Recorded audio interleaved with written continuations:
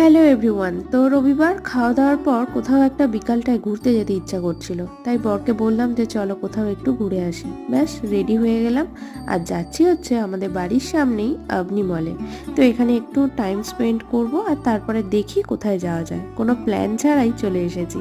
প্রথমে ভাবলাম বর্মশাই মনে হয় পিভিআরের টিকিট কাটছে সিনেমা দেখার জন্য, পরে বুঝলাম যে টাইমটা ওভার হয়ে গেছে। তো যাই হোক, কি আর করা যাবে। তো এদিক ওদিক একটু ঘুরে বেড়াচ্ছি।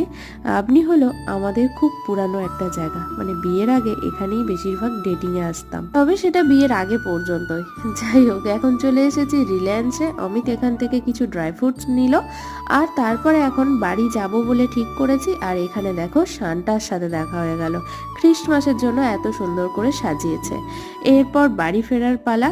আর পুরো ব্লগটা দেখতে হলে চ্যানেলটিকে অবশ্যই সাবস্ক্রাইব করে রাখো। ভিডিওটা ভালো লাগলে লাইক কমেন্ট এন্ড শেয়ার করে দিও। টাটা।